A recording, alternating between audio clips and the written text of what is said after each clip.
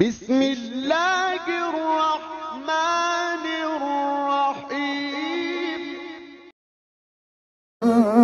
رحمن یا رحمن ساعدنی یا رحمن اشرح صدری قرآن املأ قلبی قرآن واسق حیاتی قرآن رحمن یا رحمن ساعدنی ان الحمد للہ نحمده ونستعینه ونستغفره من يهده الله فلا مضل له ومن يضلل فلا هادي له واشهد ان لا اله الا الله وحده لا شريك له وان محمدا عبده ورسوله اللهم صل على محمد النبي وازواجه امهات المؤمنين وذريته واهل بيته كما صليت على ال ابراهيم انك حميد مجيد رب اشرح لي صدري ويسر لي امري واحلل عقدة من لساني يفقهوا قولي رب زدني علما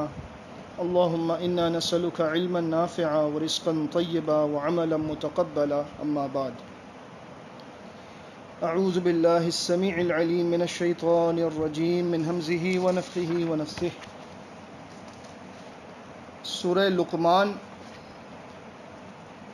قرآن مجید میں اللہ رب العزت نے ایک سورت نازل فرمائی ہے جس میں اللہ کے ایک نیک بندے لقمان علیہ السلام کا ذکر ہے کہ انہوں نے کس طرح سے اپنے بیٹے کو نصیحت کی ہے۔ یہ باتیں ہم سب کے لیے بھی سبق آموز ہیں اور خصوصاً ہمارے بچوں کے لیے۔ میں وہ باتیں آپ کے سامنے رکھتا ہوں۔ ان میں سے وہ باتیں جو ہونی چاہیے اور ہم میں ہیں تو ہم ان پر اللہ کا شکر ادا کریں، اور جو باتیں ہونی چاہیے ہم میں نہیں ہیں تو انہیں اللہ سے مانگیں کہ اللہ ہمیں بھی وہ تمام نیک صفات عطا فرما دے کہ جن کے ذریعے اللہ کے پاس ہماری بخشش ہو سکتی ہے۔ ارشاد ہوا وَلَقَدْ آتَيْنَا لُقْمَانَ الْحِكْمَةَ، اور یقیناً ہم نے لقمان کو حکمت عطا کی تھی، ان اشکر للہ، اور اس سے کہا تھا کہ اللہ کا شکر ادا کرنا، وَمَن يَشْكُرْ فَإِنَّمَا يَشْكُرُ لِنَفْسِهِ، کیونکہ جو کوئی شکر ادا کرے گا تو وہ اپنے نفس کا بھلا کرے گا، وَمَن كَفَرْ، اور جو ناشکری کرے گا، فَإِنَّ اللَّهَ غَنِيٌّ حَمِيدٌ، تو بے شک اللہ تعریف والا ہے اور غنی ہے۔ اللہ کو کسی کی عبادت کی، کسی کے شکر کی ضرورت نہیں ہے۔ اس کی شان میں کوئی اضافہ نہیں ہوتا جب تم اس کا شکر ادا کرتے ہو، اس کی شان میں کوئی کمی واقع نہیں ہوتی جب تم اس کی ناشکری کرتے ہو۔ لہذا شکر ادا کرنے میں تمہارا بھلا ہے، اللہ کا اس میں کوئی فائدہ نہیں ہے۔ صحیح مسلم کی حدیث ہے، اللہ کے نبی صلی اللہ علیہ وسلم نے فرمایا لو ان اولکم وآخرکم وانسکم وجنکم، اگر تمہارے انسان جو پہلے گزر چکے اور جو اب موجود ہیں اور جو بعد میں آنے والے ہیں وہ سب کے سب، اور اگر جنات جتنے دنیا میں ہیں، جتنے آ چکے، جتنے آنے والے ہیں، وہ سب کے سب، تمام انس اور تمام جن ایک چٹیل میدان میں جمع ہو جائیں اور اس میدان میں کھڑے ہو کر وہ اللہ رب العزت سے، ان میں سے ہر بندہ اللہ سے ہر چیز مانگ لے، یعنی کہ ہر انسان جو گزر چکا یا جو انسان ہیں جو آنے والے ہیں، جتنے جنات ہیں اربوں کھربوں کی تعداد میں، وہ سب ایک میدان میں جمع کر دیے جائیں اور وہ سب اللہ سے سب کچھ مانگنے لگیں، جو کچھ انسان کے ذہن میں آ سکتا ہے کہ مجھے یہ بھی چاہیے، مجھے یہ بھی چاہیے، اور وہ سب کے سب مانگے اور اللہ سب کو سب کچھ عطا کر دے۔ ما نقص ذالک مما عندی شیئا، تو اللہ نے فرمایا کہ ان سب کو سب کچھ دینے کے باوجود میرے خزانے میں کوئی کمی واقع نہیں ہو سکتی۔ یعنی جس اللہ سے ہم مانگتے ہیں وہ اتنا غنی ہے، اتنا بے پرواہ ہے کہ اگر وہ سب کو سب کچھ عطا کر دے تب بھی اس کے خزانے میں کچھ کم نہیں ہونے والا۔ لیکن ہمیں سمجھانے کے لیے بتایا کہ الا کما ينقص المخيط اذا ادخل البحر، مگر یہ کہ جب سوئی کو سمندر میں ڈبویا جائے اور سمندر سے سوئی کو باہر نکالا جائے، اس سوئی پر کتنا پانی لگ سکتا ہے؟ ایک بوند بھی مشکل سے، کیونکہ نکلتے نکلتے وہ بوند بھی گر جائے گی، اور جو سمندر ہے وہ اللہ کے خزانے ہیں، اور وہ جو سوئی پہ لگ گیا پانی یا وہ تری، تو وہ کمی ہے جو اللہ کے خزانے میں واقع ہوئی ہے تمہیں سب کچھ دینے کے بعد۔ تو جو اللہ اتنا دینے والا ہے اس اللہ کے آگے اپنی ساری فریاد کو رکھنا، اس سے مانگنا، یہ ہمارے لیے سب سے پہلا سبق ہے لقمان علیہ السلام کے اس واقعے میں۔ اللہ سے مانگے، خاص طور سے بچوں کی عادت ہونی چاہیے۔ زیادہ تر یہ ہوتا ہے کہ بچوں کو کچھ بھی چاہیے ہوتا ہے فوراً سب سے پہلے والدین کے پاس جا کر کہتے ہیں کہ ہمیں یہ دلا دیں، ہمیں وہ دلا دیں۔ ٹھیک ہے، والدین سے کہنا چاہیے، لیکن ان سے پہلے آپ اللہ سے دعا کریں کہ اللہ مجھے یہ چیز چاہیے، مجھے یہ چیز آپ دلوا دیں۔ یہ عادت ڈالیں۔ انسانوں پر توکل نہیں کرنا چاہیے کہ انسان مجھے کچھ دلا سکتے ہیں۔ والدین کے دل میں بھی اللہ ڈالے گا، لیکن پہلے اللہ سے مانگیں، اور چیز بھی مانگیں جائز، ناجائز نہ مانگیں، کیونکہ جب آپ ناجائز چیز مانگیں گے تو اللہ رب العزت ناراض ہوتا ہے۔ ناجائز کیا چیز ہے؟ کوئی بھی ایسی چیز جس سے آپ کو گناہ کرنے کا ارادہ ہے، اگر میں یہ لوں گا تو پھر میں یہ گناہ کروں گا، اس سے گناہ کی دعا نہیں کرنی چاہیے۔ اللہ کے نبی صلی اللہ علیہ وسلم کا فرمان ہے، ترمذی کی صحیح حدیث ہے، یستجاب لأحدکم، تم میں سے ہر بندے کی دعا قبول ہوتی ہے، ما لم یدعو لاسم، جب تک کہ وہ گناہ کے لیے دعا نہیں کرتا۔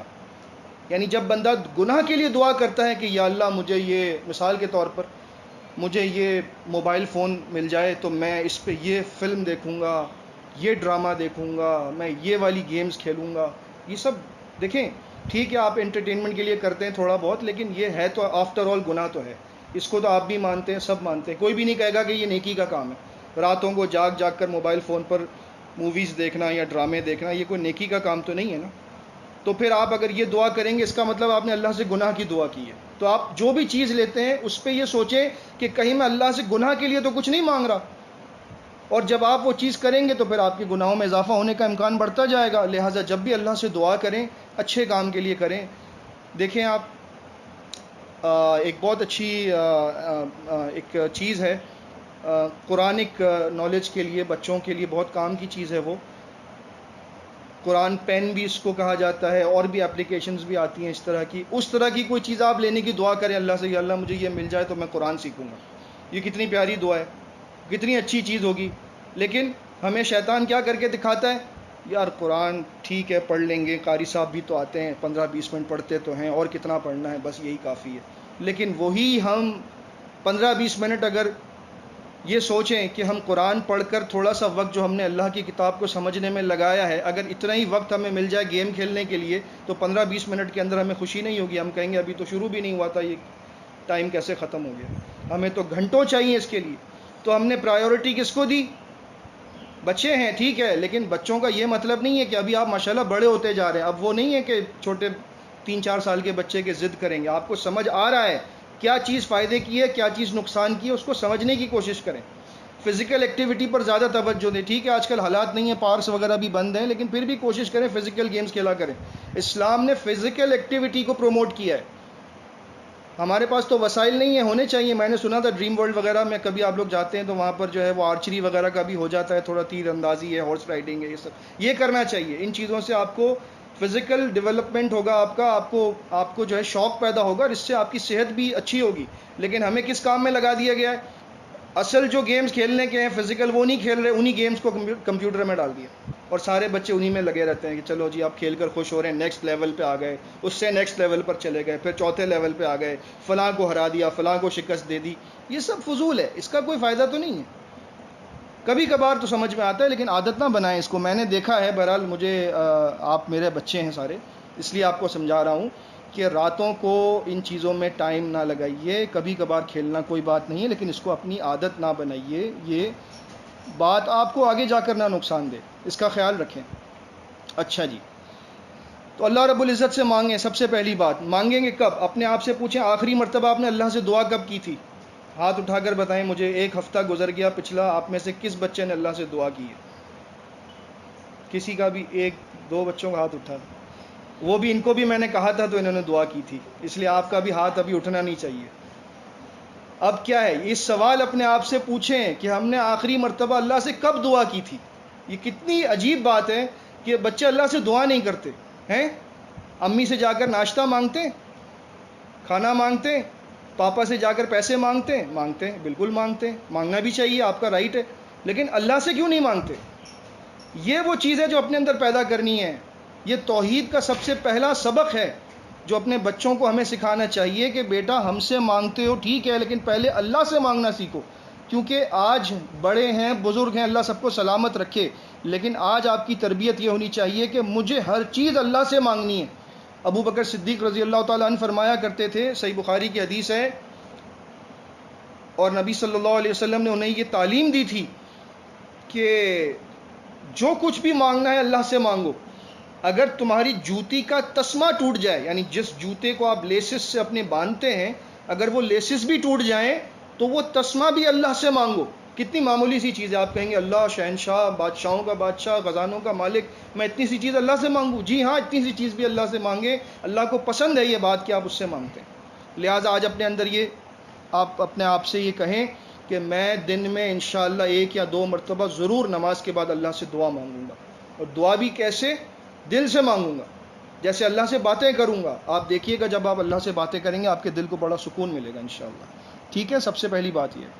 پھر دیکھیے وَإِذْ قَالَ لُقْمَانُ لِابْنِهِ وَهُوَ يَعِظُهُ، اور جب لقمان نے اپنے بیٹے کو نصیحت کی اور یہ کہا یا بنی لا تشرک باللہ، اے میرے بیٹے اللہ کے ساتھ شرک نہ کرنا، ان الشرک لظلم عظیم، کیونکہ شرک سب سے بڑا ظلم ہے، سب سے بڑا ظلم ہے۔ ظلم کیا ہوتا ہے؟ ظلم میں آپ کسی کا حق کسی اور کو دے دیتے ہیں۔ مثال کے طور پر کوئی چیز آپ کی ہے، میں آپ سے چھین کر ان کو دے دوں تو آپ پر ظلم ہوگا۔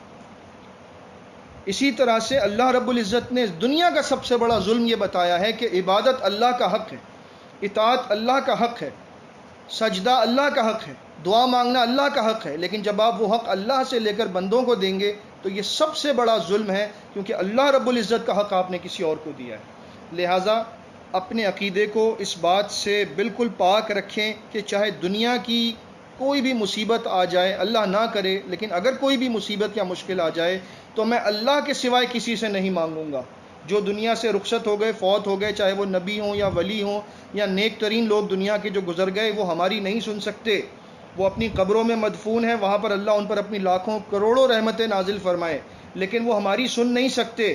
لہٰذا جو لوگ ان کو جا کر سناتے ہیں یا ان سے کہتے ہیں کہ ہمارا کام اللہ سے کروا دیجئے، وہ سب کے سب مشرک ہیں، اور جو بتوں سے مانگتے ہیں وہ تو بڑے پرلے درجے کے مشرک ہیں، جو جنات سے مانگتے ہیں، فرشتوں سے مانگتے ہیں، سب کے سب مشرک ہیں۔ لہٰذا ہمیں اللہ کے علاوہ کسی سے نہیں مانگنا چاہیے، اور یہ ظلم عظیم ہے۔ لہٰذا اپنے اندر اس بات کو پیدا کیجئے کہ اللہ سے مانگنا ہے، اور اللہ سے مانگنے کے لیے سب سے بہترین طریقہ کیا ہے کہ آپ نماز ادا کریں گے۔ نماز پر ہم بات کرتے ہیں انشاءاللہ تعالی، لیکن پہلے لقمان علیہ السلام کی نصیحتوں کو مکمل کر لیں۔ وَوَصَّيْنَا الْإِنسَانَ بِوَالِدَيْهِ، اور لقمان علیہ السلام کے قصے کے دوران اللہ رب العزت نے فرمایا ہم نے انسان کو وصیت کی ہے، یہ حکم دیا ہے اس کے والدین کے متعلق، حملتہ امہ وہنن علی وہنن، کہ اس کی ماں اس کی خاطر دکھ پر دکھ اور تکلیف پر تکلیف اٹھاتی ہے۔ کتنی تکلیف ہے اور کتنی مشکل ہوتی ہے ماں کو اپنے بچے کو بڑا کرنے میں۔ آپ دیکھیں، آپ تو آج بیٹھے ہیں ماشاءاللہ 10 11 12 15 14 سال کی عمر ہو گئی ہے، لیکن آپ دیکھیے آپ کو اندازہ بھی نہیں ہے کہ آپ کی والدہ کو، آپ کے والد کو آپ کو یہاں تک پہنچانے میں کتنی قربانیاں انہوں نے دی۔ اسی طرح ہم بھی دیکھیں، اپنے والدین کے بارے میں سوچیں کہ انہوں نے ہمیں یہاں تک پہنچایا ہے تو کتنی قربانیوں کے ساتھ پہنچایا ہے۔ لہٰذا جب بھی آپ کو والدین کی طرف سے کوئی ایسی بات محسوس ہو جو آپ کو بری لگے، یا آپ کو محسوس ہو کہ یہ کیا بات کر دی، کیوں اس طرح مجھے کہہ دیا، کیوں ڈانٹ دیا، تو آپ یہ سوچا کریں کہ صرف ایک ڈانٹ آپ کو نظر آتی ہے، لیکن وہ لاکھوں کروڑوں مرتبہ جو انہوں نے آپ کے لیے اپنا سب کچھ قربان کیا وہ آپ کو نظر نہیں آتا۔ آپ کا دوست اگر آپ کو کچھ کہہ دیتا ہے تو پھر بھی آپ کو اس کی اچھائیاں یاد آتی ہیں، نہیں یار میرا بیسٹ فرینڈ ہے، کوئی بات نہیں، کہہ دیا تو کیا ہوا۔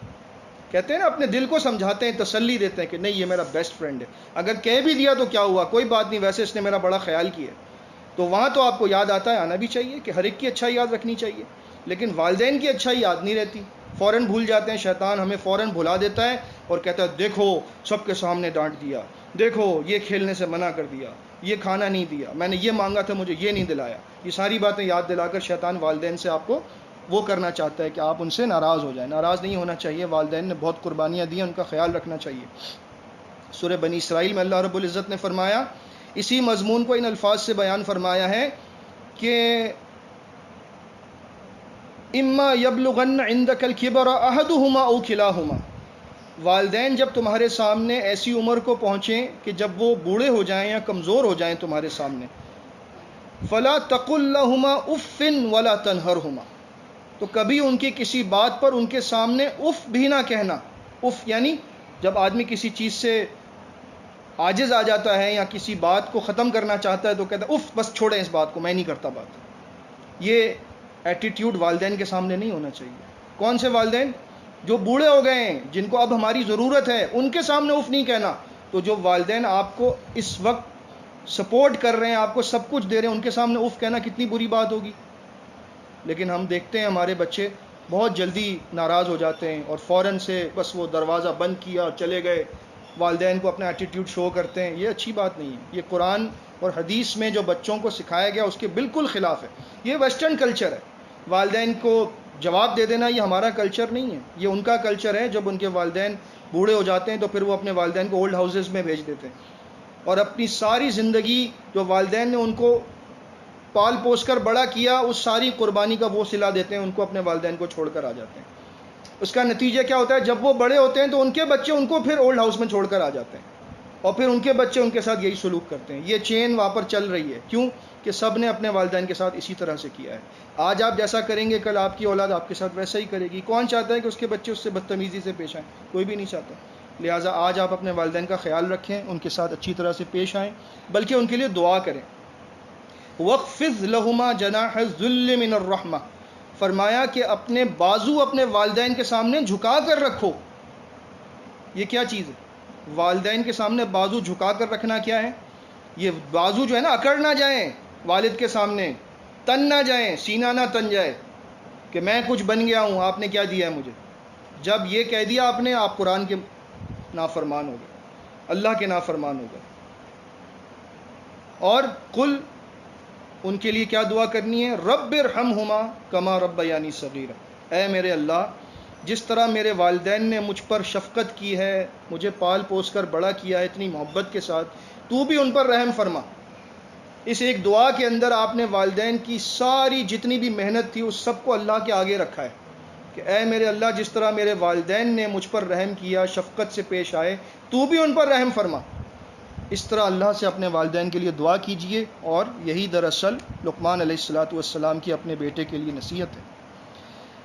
وَفِصَالُهُ فِي عَامَيْنِ أَنِ اشْكُرْ لِلَّهِ أَنِ اشْكُرْ لِي وَلِوَالِدَيْكَ، اللہ نے فرمایا کہ اے بندے، تو میرا شکر ادا کر اور پھر اپنے والدین کا شکر ادا کر۔ پہلے اللہ نے کہا میرا شکر ادا کر، پھر والدین کا۔ یعنی اگر اس دنیا میں اللہ کے بعد کوئی ایسی ہستی ہے جس کا شکر ادا کرنا ہے تو وہ والدین ہیں، کیونکہ انہی کی وجہ سے ہماری ایگزسٹنس ہے، انہی کی وجہ سے ہم وجود میں آئے ہیں۔ وہ تھے تو ہم ہیں تو سب کچھ ہم کر رہے ہیں۔ لہٰذا اللہ کے بعد سب سے زیادہ ان کا شکر ادا کیجیے۔ الی المصیر، اور یہ یاد رکھنا کہ لوٹ کر تمہیں میرے ہی پاس آنا ہے۔ یعنی اگر تم نے والدین کے ساتھ اچھا کیا، تم میرے پاس آؤ گے تو میں اچھا بدلہ دوں گا، برا کرو گے میرے پاس آؤ گے برا بدلہ دوں گا۔ نبی صلی اللہ علیہ وسلم کی ایک بڑی مشہور حدیث ہے مسند امام احمد کی، اللہ کے رسول صلی اللہ علیہ وسلم ممبر پر چڑھے اور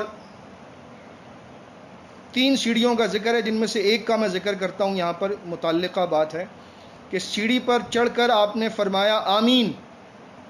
تو صحابہ کرام نے پوچھا، کعب بن عجرہ رضی اللہ تعالیٰ عنہ سے مروی ہے کہ آپ نے آمین کیوں کہا؟ تو فرمایا کہ میرے پاس جبریل علیہ السلام آئے تھے، انہوں نے تینوں سیڑھیوں پر میرے چڑھتے چڑھتے کچھ دعائیں کی ہیں، میں نے ان پر آمین کہا ہے۔ ان میں سے ایک بات یہ تھی کہ وہ بندہ اللہ کی رحمت سے بہت دور ہو جائے جس کو والدین دونوں یا دونوں میں سے ایک بڑھاپے کی عمر میں ملیں اور وہ ان کی خدمت کر کے جنت حاصل نہ کر سکے۔ تو میں نے کہا کہ آمین، یعنی اللہ کے نبی صلی اللہ علیہ وسلم کو ایسے بندے کے لیے آمین کہنا گوارا تھا کہ وہ بوڑھے والدین کی خدمت نہیں کرتا، اور اتنی اچھی اس کو اللہ نے اپرچونٹی دی ہے جنت کمانے کی، وہ اس کو ضائع کر رہا ہے۔ لہٰذا ہم یہ کریں کہ اپنے والدین کے ساتھ اچھا سلوک کریں۔ ابھی تو الحمدللہ اللہ نے سب کو صحت دی ہے، عافیت دی ہے، اللہ ہمیشہ ایسا ہی رکھے، لیکن جب بھی کبھی ضرورت پڑتی ہے والدین کو تو آپ ان کا ہاتھ بٹائیں۔ یہ نہیں کہنا چاہیے کہ میں نہیں کرتا، میں نہیں کرتی اور مجھ سے نہیں ہوتا، نہیں، ہاتھ بٹانے میں ہی آپ سب کا بھلا ہے، کیونکہ آپ جیسا کرتے ہیں کل ویسا ہی آپ کے ساتھ معاملہ ہونے والا ہے۔